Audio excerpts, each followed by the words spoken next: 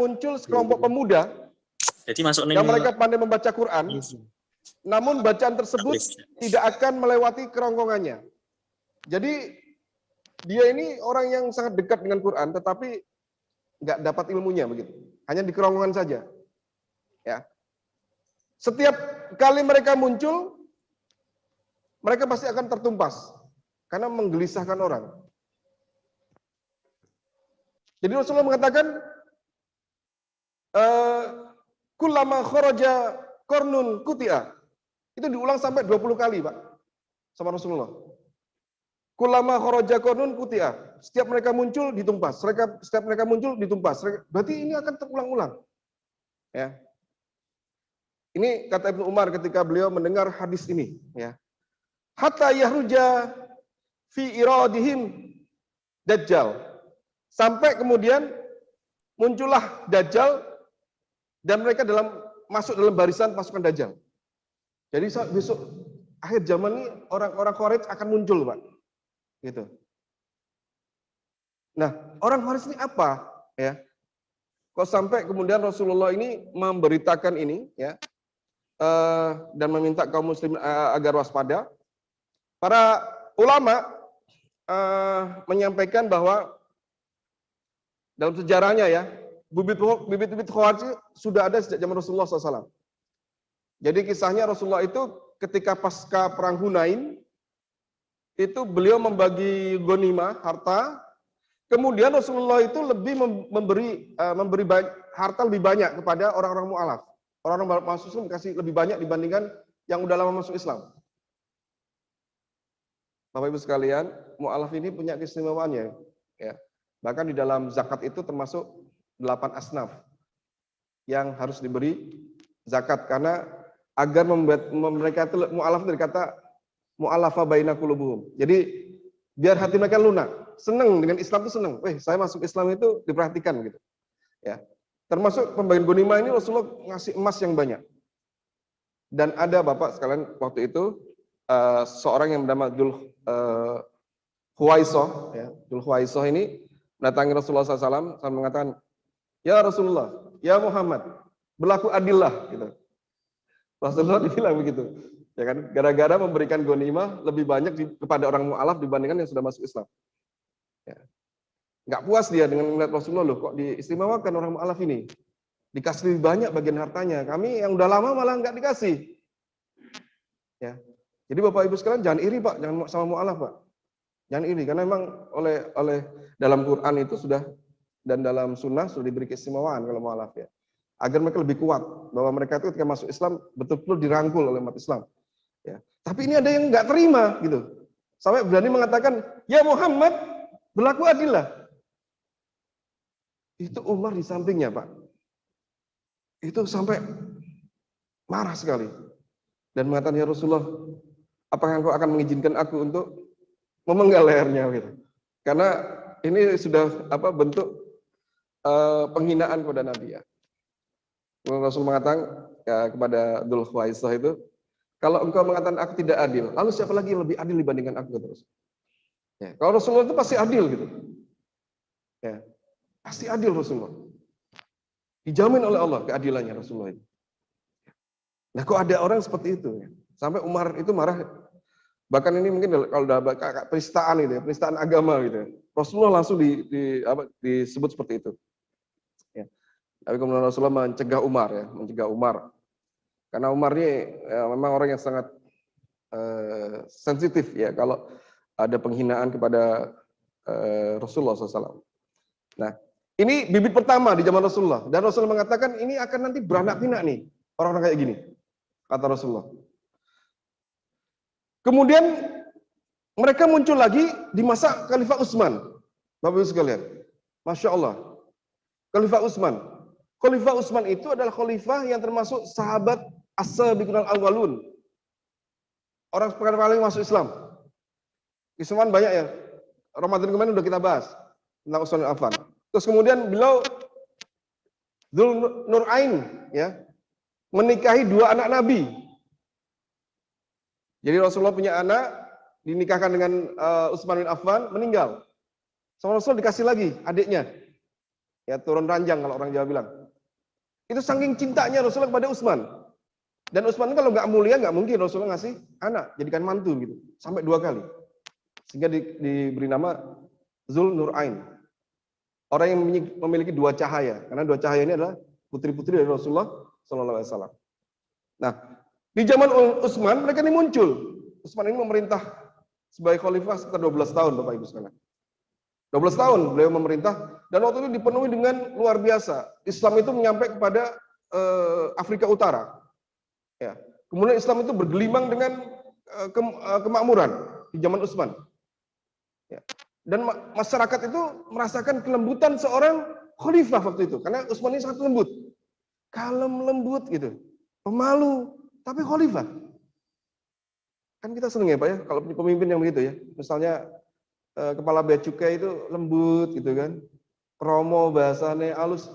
Ini ada ini yang nggak puas dengan Utsman, melakukan pemberontakan. Khawarij muncul di masa Utsman bin Affan. Kenapa? Mereka tidak puas karena menganggap bahwa Utsman ini melakukan nepotisme, ya, mengangkat kerabat-kerabatnya untuk menjadi pejabat. Dan waktu itu mereka cukup banyak Pak yang datang mengepung Utsman itu, sekitar 2.000 orang. Dan dalam kitab Ibnu Katsir Al-Bidayah wa Nihayah itu, kenapa mereka bisa mengepung Utsman? Karena mereka memanfaatkan waktu itu karena waktu haji, hari haji. Jadi orang Madinah itu banyak yang pergi ke Mekah. Mekah Madinah itu kayak Jakarta Semarang, Pak.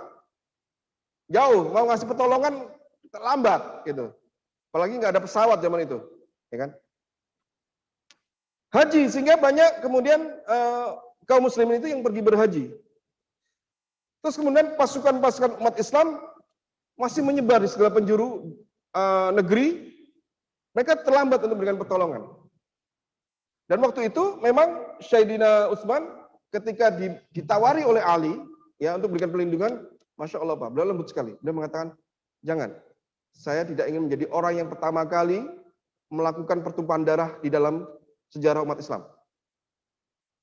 Tetapi Khalid ini Masya Allah Pak, haus darah Pak. Pemimpin yang begitu soleh, begitu lembut, termasuk 10 orang yang dijamin surga, diberontak Pak. Dilawan gitu.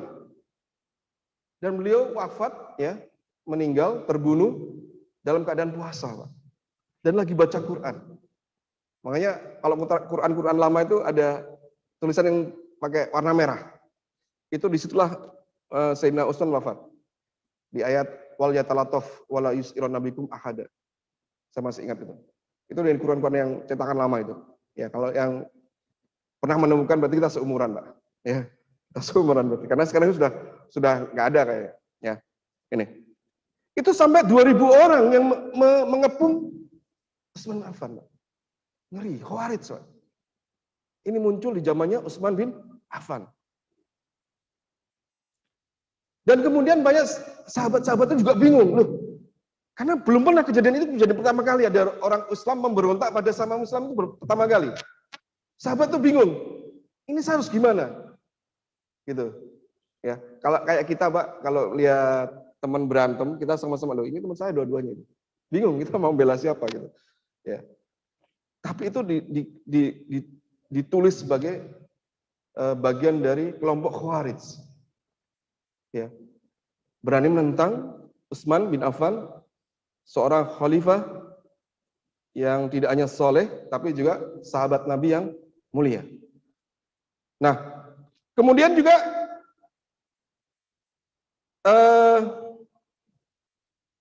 Khawarij ini, ya, ini yang paling kemudian paling terkenal, yaitu muncul ketika pada masa Khalifah Ali bin Abi Thalib radhiyallahu anhu, ya. Jadi pasca kematian wafatnya Utsman, terbunuhnya Utsman, itu gubernur Syam, ya, sahabat Muawiyah, itu meminta kepada Sayyidina Ali untuk segera mengadili para Khawarij ini. Kan Utsman wafat, kemudian diganti sama Sayyidina Ali. Muawiyah ini masih punya kekerabatan dengan Utsman, Sayyidina Utsman. Itu menuntut kepada Ali, ini harus diadili nih, pembunuh-pembunuh Utsman ini kurang ajar, ya kan? Ini tidak hanya menumpahkan darah kaum muslim, tapi menumpahkan darah seorang khalifah. Cuman Pak, zaman dahulu itu tidak ada WA, tidak ada HP gitu ya.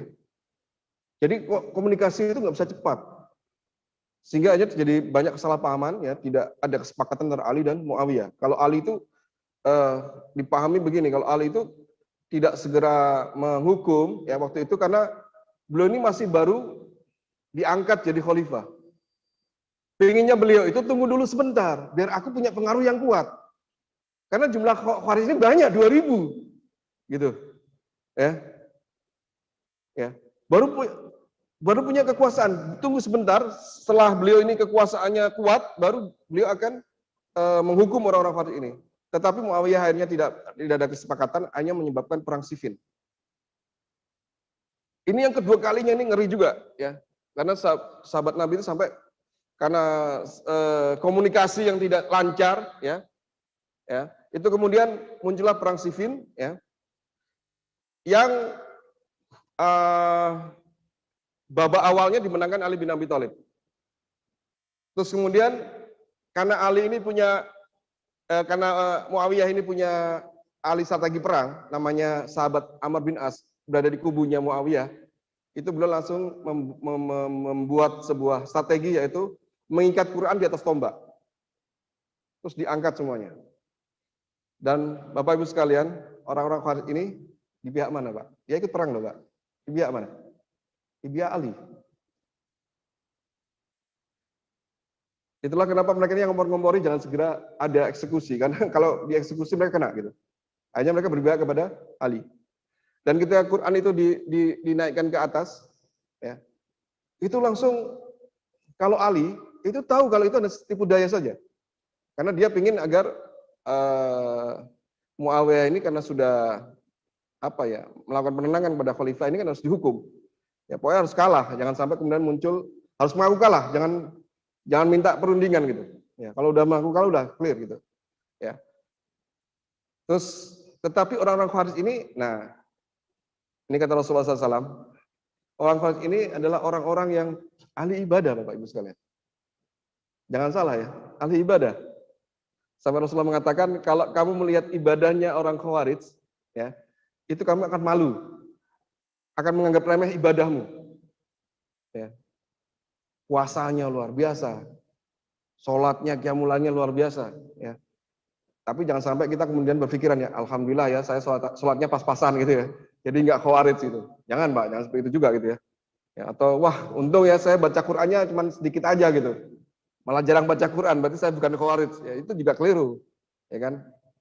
Karena orang Khawarij itu ahli ibadah, ya luar biasa ibadahnya, sangat dahsyat. Sampai Rasul mengatakan, ngomongnya sama sahabat Nabi loh, bukan sama kita. Wahai sahabat Nabi gitu ya, kalau kalian melihat ibadah mereka itu kalian akan minder. Bukan ngomong sama kita ya, kalau kita udah pasti minder.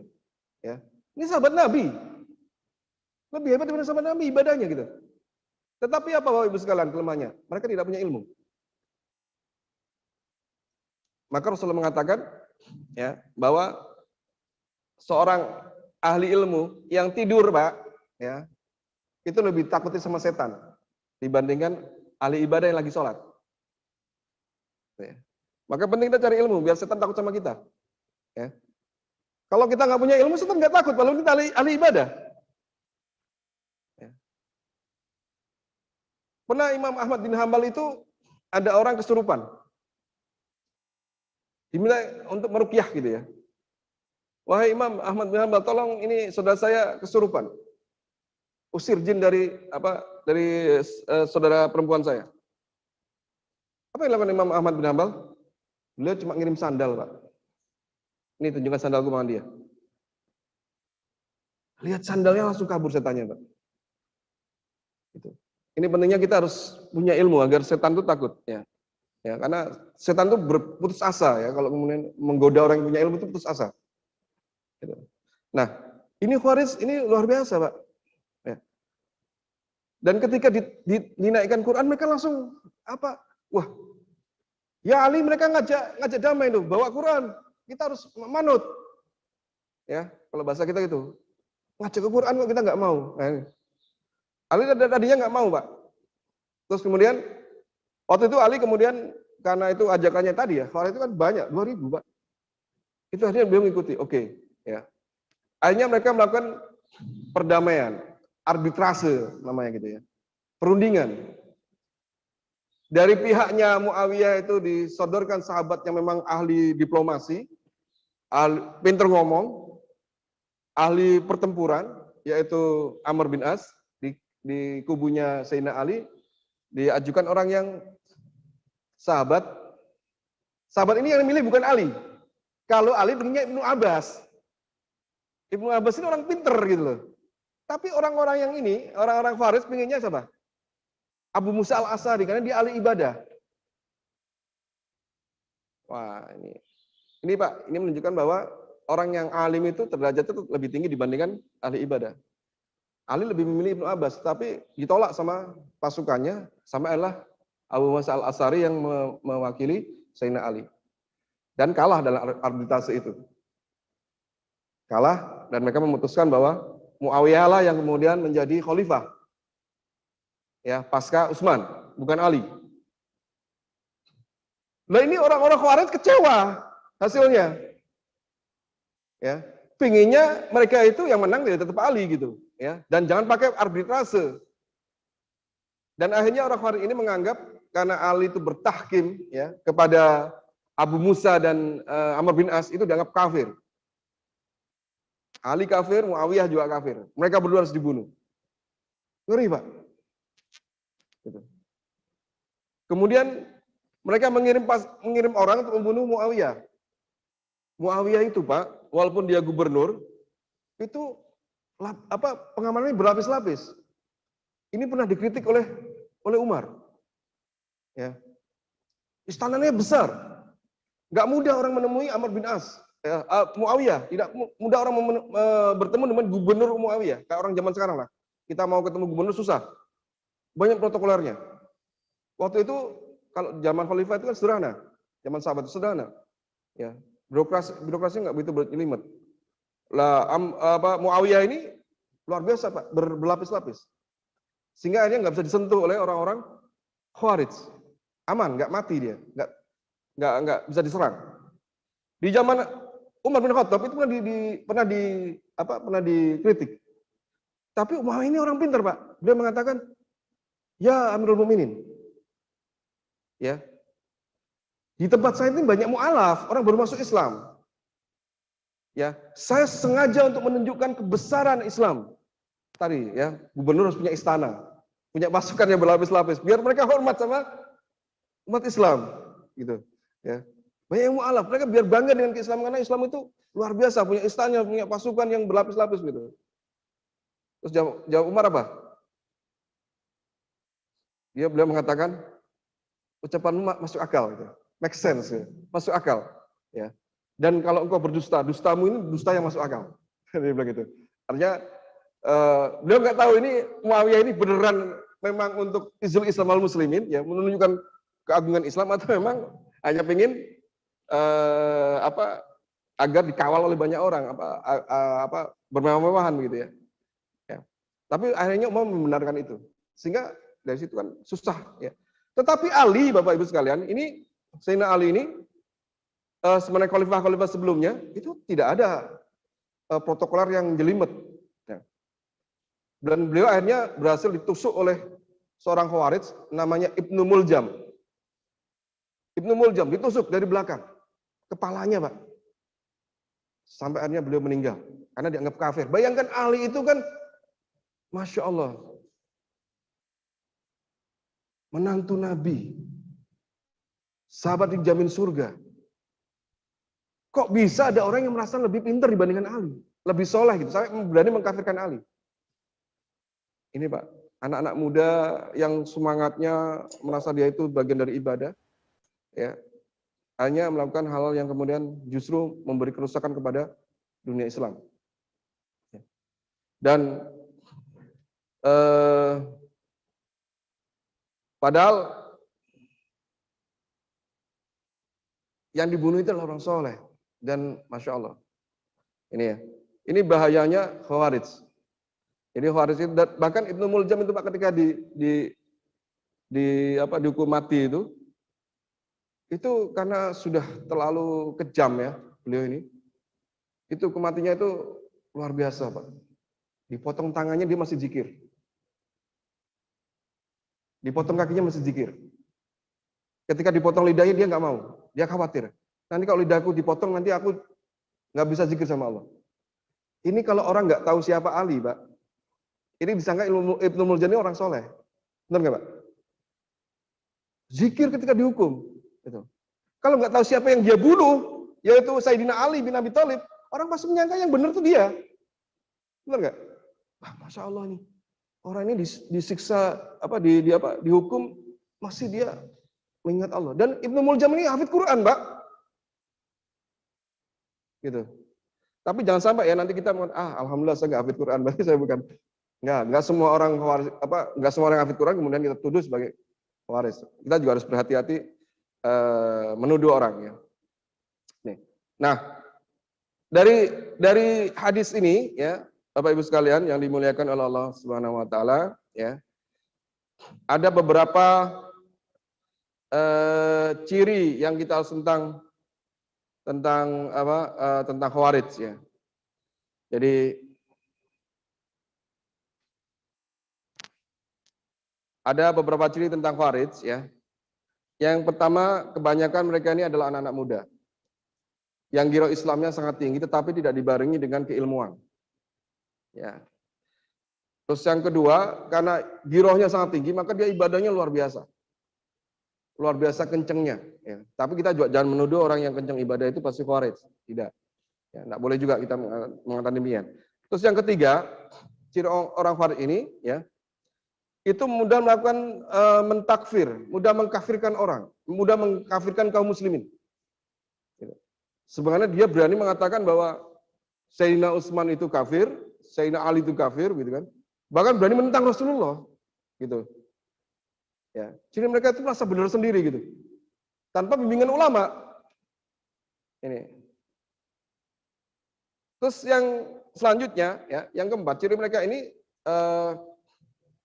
suka menumpahkan darah kaum muslimin. Mudah menghalalkan darah kaum muslimin. Ya. Jadi kalau orang beda dengan dia, gampang dia menumpahkan darah kaum muslimin. Padahal kaum muslimin itu haram darahnya. Rasulullah mengatakan, umat Islam itu, kalian itu darah haramnya. Haram darahnya, haram hartanya, dan haram kehormatannya. Kita nggak boleh Pak bunuh kaum muslimin. Haram, dan ini dosa besar. Ya. Orang yang bunuh kaum muslimin maka dia akan ngambil dosanya, ya kan? Pak, jadi kalau kita dibunuh orang, Pak, dosa kita transfer dia, Pak. Tapi nggak mau ya kita dibunuh orang ya.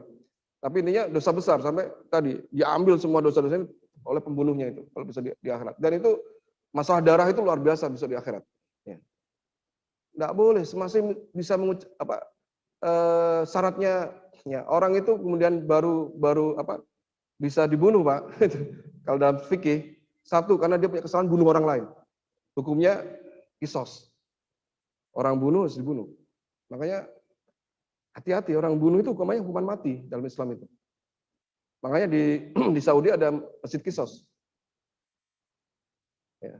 Setiap Jumat kalau ada pembunuh itu, wah, tuh, gitu. Ya Allah. Ini bukan kejam ya Pak, bukan kejam, tetapi terapi sosial. Ya, terapi, karena kalau kita ini bukan pembunuh, nggak usah khawatir dengan hukum itu. Itu hanya untuk menakuti orang yang ingin bunuh orang lain. Sehingga kita, ya, dengan begitu orang kan aman, ya kan? Orang untuk mikir bunuh orang lain itu pikir berkali-kali. Ya, dalam fikih kan begitu. Yang kedua, Pak, itu yang boleh dibunuh itu. Tapi yang bunuh nggak boleh orang perorangan ya, negara ini ya, hukuman negara. Zina muhsan. Orang sudah berkeluarga, udah punya anak, udah punya istri, udah punya suami begitu ya. Kalau dia berzina, ini hukuman mati. Dan ini yang melakukan negara, nggak boleh orang. Ya. Dirajam Pak sampai mati. Kalau kita bukan berzina jangan takut Pak gitu ya. Ya. Ini menyelamatkan istri kita, menyelamatkan anak-anak kita, ya. Menyelamatkan generasi kita. Ya, karena pernah ada seorang sahabat pemuda dengan polosnya dia mengatakan, ya Rasulullah izinkan saya berzina. Ya, Rasulullah ini karena ini orang apa ya, orang Badui, orang yang apa desa begitu. Beliau cuma mengatakan, apakah kamu rela kalau ibumu dizinai oleh orang lain? Tidak ya Rasulullah. Apakah kamu rela bibimu dizinai oleh orang lain? Tidak ya Rasulullah. Apakah kamu rela saudara perempuanmu dizinai oleh orang lain? Tidak ya Rasulullah. Ya Rasulullah, doakan aku ya Rasulullah. Ya, agar maksudnya dia bisa jadi orang yang benar gitu. Ya. Ya. Terus yang kedua tadi gampang mengkafirkan, Pak. Nah, kasusnya ISIS itu, Pak, itu subhanallah. Itu buat dia negara yang tidak memakai syariat Islam itu kafir. Negara kafir. Hatta Saudi, Pak. Saudi itu dianggap negara kafir. Indonesia gimana, Pak? Pakai syariat Islam enggak? Ada yang bisa menjawab? Indonesia pakai syariat Islam enggak? Pakai, Pak. Ini tadi pakai syariat Islam, cuman tidak pakai hudud. Hudud tadi ya, potong tangan, rajam, itu apa kisos nggak ada kita. Ya. Tetapi kita sholat pakai fikih syariat. Ya. Kita haji pakai syariat. Ya, memang belum sempurna kita itu. Ya. Indonesia belum sempurna, tapi yang dibilang negara kafir. Sehingga Pak, turunannya apa? Turunannya adalah kalau itu negaranya kafir, berarti tentaranya juga kafir. PNS-nya juga kafir.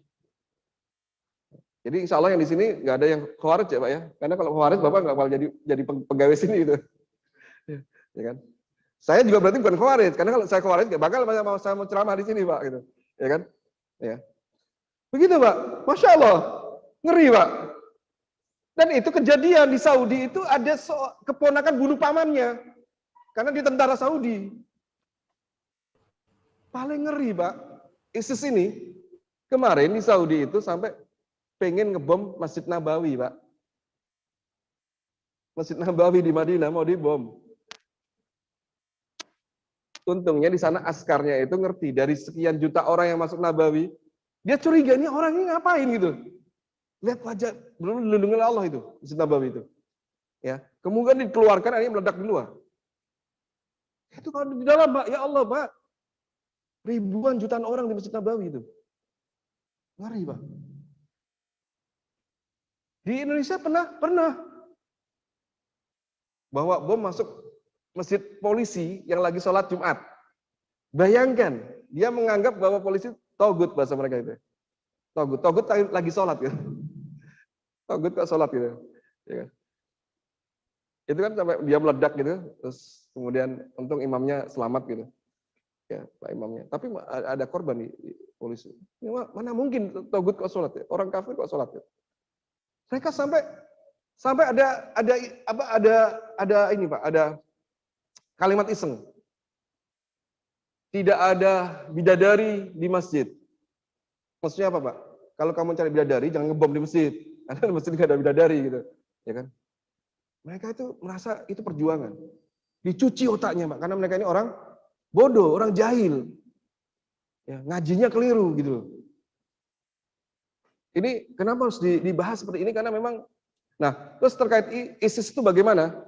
Ya, ulama Saudi ya sepakat ya, kalau bahasa kita MUI gitu ya, mungkin sana MUS gitu ya, Majelis Ulama Saudi gitu ya, menyepakati bahwa ISIS adalah khawarij. Ya.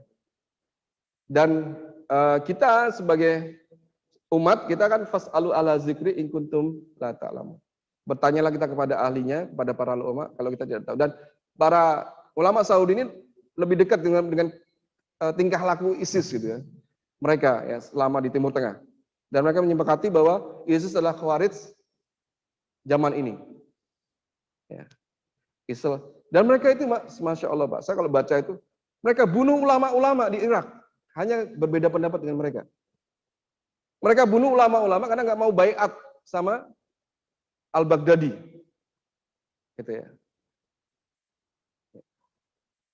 Semoga saya nggak dikejar-kejar simpatisan ISIS di Indonesia ya. Kalau dikejar-kejar nanti saya bilang takmir yang nyuruh saya apa tema ini. Ya. Tapi saya menyampaikan kepada teman-teman yang simpatisan ISIS, antum keliru. Antum ikut pengajian yang keliru. antum ikut pemikiran yang keliru, menyimpang, dan ini adalah pemikiran yang dilaknat oleh Rasulullah SAW sampai mengatakan bahwa Khawarij adalah anjing-anjing neraka. Ya. Sehingga Bapak Ibu sekalian yang dimuliakan Allah Subhanahu Wa Taala, mengakhiri ya, sebenarnya masih panjang bahasan tentang Khawarij ini ya, bahwa mereka ini juga tadi mudah kemudian menumpahkan darah kaum muslimin, mudah mengkafirkan, ya. Terus ada lagi asal beda, sukanya beda, Pak.